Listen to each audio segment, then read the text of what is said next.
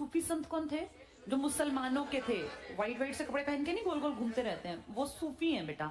जैसे आजकल हम देखते हैं सबसे बड़ा ट्रेंडिंग में क्या चल रहा है, महाकुंभ, सबसे बड़ी चीज है ना। हाँ, ये इतना फेमस क्यों हो रहा है? पिछली बार वाला तो फेमस नहीं होता, तो हर 4 साल में लगता है।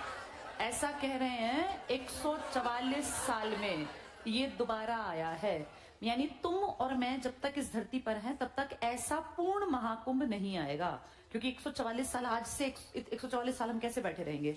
ये बेटा पूर्ण महाकुंभ है, इसीलिए सबसे ज्यादा ट्रेंडिंग में तुम देखो आज इसी के ऊपर है। जहां देखो इसी के ऊपर, टीवी पर, इसमें रील्स में, कहीं भी देख लो। और एक आधा बाबा जी फेमस है, चिमटा मारने वाला बाबा जी है। कोई क्वेश्चन पूछने लगा तो उसको चिमटे से मारने लग गया रिपोर्टर। अलग अलग है। एक वो फेमस हो रहे हैं, वो पता नहीं कितने सालों से हाथी ऊपर किए हैं, देखे तुमने? उनका हाथ बेटा सच में देखो कैसा अजीब सा हो गया, हाथ मुड़ गया पूरा। और वो क्या कर रहे हैं कि भाई मैं कितने साल से उन्होंने हाथ नीचे ही नहीं किया, एक हाथ ऊपर ही है उनका। वो जहां भी बैठते हैं वो हाथ ऊपर। अब सोचो बॉडी जो है उसको तो भाई वो चाहिए ब्लड सर्कुलेशन, तो उनका वो हाथ जो है ऊपर ही है कितने साल से। उसके नाखून भी मुड़ गए, सारे टेढ़े मेढ़े हो गए। और दिख रहा है कि भाई उस हाथ की स्थिति देख के तो वो गुस्से में बहुत जल्दी आ जाते हैं इस तरह के लोग ना। हमारे रिपोर्टर थोड़े एक दो हैं ही ऐसे। वो एक बाबा जी जो है उनसे बैठे पूछ रहे हैं, तो बाबा जी उठ के चिमटे ही चिमटे मार रहे हैं रिपोर्टर को। नॉनसेंस, अगला आदमी भाई तपस्या कर रहा है, तुम उसका मजाक उड़ा रहे हो। तो इंडिया में हर तरह के लोग हैं। पर अच्छी बात यह है कि सोशल मीडिया जब से बड़ी चीज बना है तब के बाद ये बहुत बड़ा महाकुंभ है। और अच्छी बात है, अपने सनातन धर्म की इतनी बेसिक बातें हमें बताओ। देखो बेटा, सब तो बढ़िया है नहीं, लेकिन कुछ लोग सच में सिद्ध हैं, जिन्होंने सिद्धि प्राप्त कर ली। उसमें ये सब नहीं आते, लेकिन कुछ लोग सच में वो हैं जिन्होंने बहुत लंबी तपस्या की। अपना जैसे फिजिकल एक जो था ना अटैचमेंट अपने आप से, वो उन्होंने खत्म कर दिया। ऐसे लिमिटेड लोग हैं, उन्हीं का सहारा लेके बाकी लोग भी वैसे वैसे बन बन के घूम रहे हैं।